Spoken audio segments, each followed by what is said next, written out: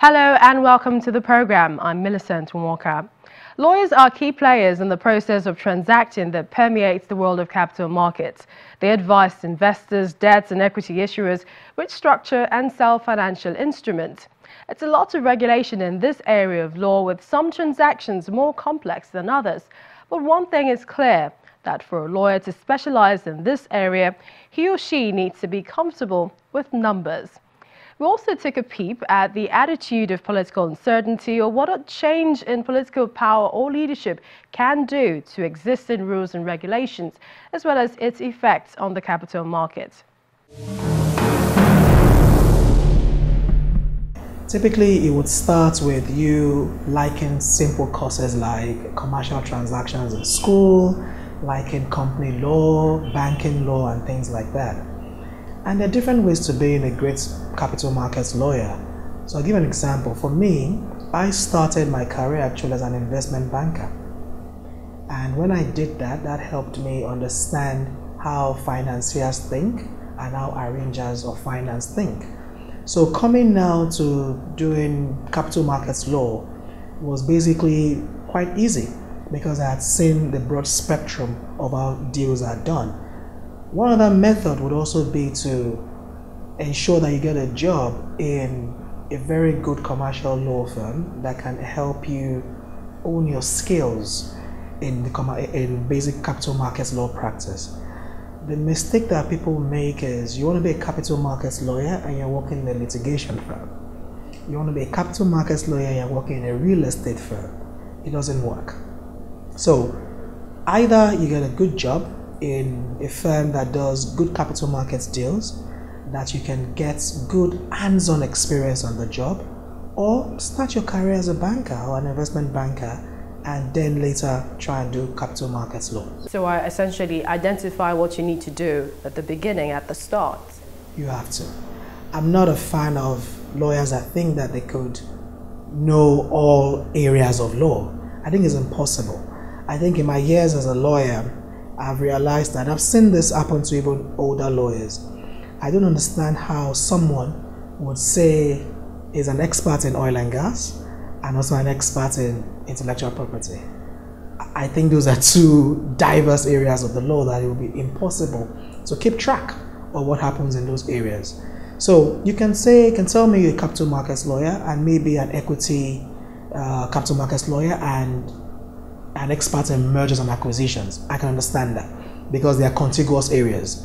But when lawyers now tell me they do real estate and they do oil and gas and they do shipping, and I think it's almost impossible. But lawyers have been thought to sort of be jack of all trade, especially when you come out from law school, and it's only with time and perhaps experience that they decide to specialize.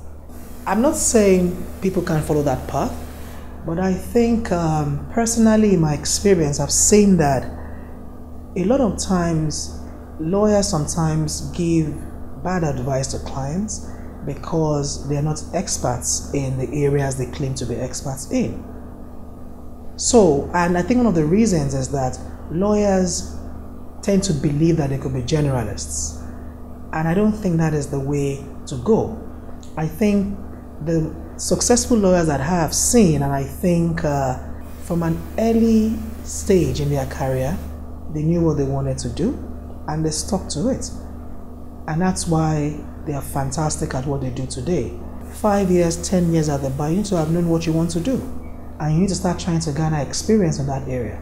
Because if you still believe you can be a generalist at 10 years at the bar, then I think there's a major problem. You would end up giving wrong advice to clients. So as capital markets lawyers, one of the things also you must understand the economy, you must understand the trends in the economy, you must understand when CBN would move monetary policy rates, you must understand when CBN would increase capital requirements for banks, you must understand when NICOM would increase capital requirements for insurance companies and why they would do that.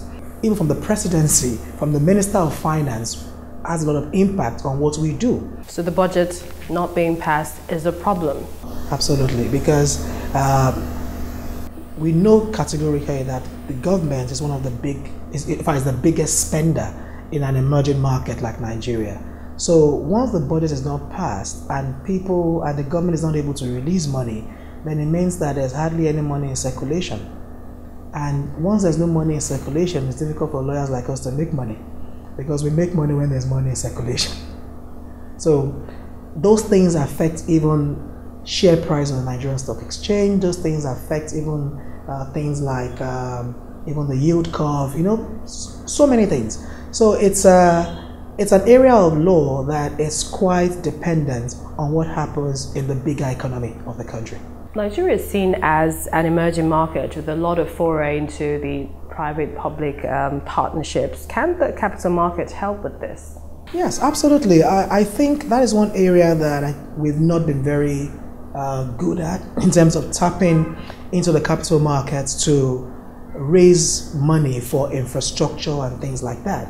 Because when you say public-private partnership, more often than not, we're talking about infrastructure projects and things like that.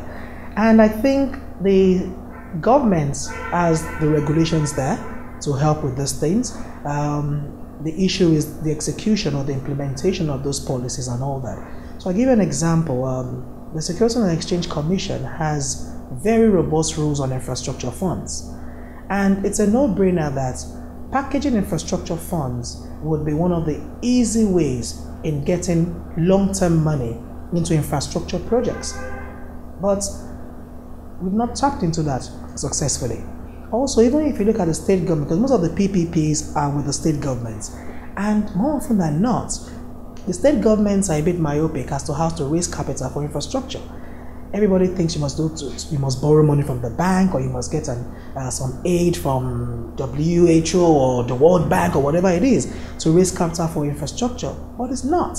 There are several ingenious ways under the law that a state government can raise money without even going through the regular regulatory authorities. We've done a few of those deals for some state governments and even at federal level. And we've been able to package a couple of legal methods, in raising capital for state governments, which they could have channeled easily into infrastructure projects. So definitely the capital markets has a big role to play in PPPs. The state governments, the federal governments, and all the participants in that sector need to understand just the dynamics and the techniques and the paraphernalia that the capital markets provides for those things. How about the legal challenges to raise capital under the Nigerian capital market? I think first of all, our major problem is the fact that we're Nigeria. Nigeria itself has its own peculiar problems. So, and if you're a business in Nigeria, you cannot escape those problems. Two, you're an emerging market. Emerging markets naturally have certain problems that go with them. You're not a developed market like the US and all that. So those problems will definitely affect the regular businesses. I think one of the issues with businesses raising capital also would be even the businesses themselves. Not all businesses are ready to raise capital. Not all businesses are primed to raise capital. Not all business owners know what to do to raise capital. So businesses need to get themselves, because to be honest with you, there's capital. So why people might say that investors are not pumping enough money or the banks are not lending as much, the truth of the matter is if you walk from the side of the banks or from the investors, you will see that sometimes we don't have a lot of investments-ready businesses. That's the honest truth. Because there's a lot of capital that could have been deployed, but people again do not know where to put in the money. Are there any possible effects of the 2019 elections, that's the general elections, on the Nigerian capital market? Absolutely, the elections would cause some problems for business owners. I think contrary to what people think, I think money would need to be pumped into the economy for elections. Politicians are going to have to spend money. And once money gets into the system, I think there will be some inflation. And when you have inflation, typically interest rates would increase. And once interest rates increase, then you're talking about the effect on bond prices and bond yields and things like that. So I think there will be some effect there, because interest rates and bond prices have an inverse relationship. So as interest rates go up, the bond prices go down and yields increase and things like that. So definitely from the fallout of the elections, there will be some effect on the bond market. On the equities market, I think there will be a lot of profit taking. I think people would want to cash out and maybe keep their money in maybe risk-free investments, pending when we understand what is going on in the economy. I think there will be a bit of capital flight also, because like what happened in 2015 also, I think we might see a repeat of that. I'm hoping that the central bank will try to do things to mitigate that capital flight, but I think some foreign investors will pull their money and they want to be sure as to what happens before they bring the money back. And once things like that happen, you start seeing prices falling. You see the all share market, the all share index decreasing.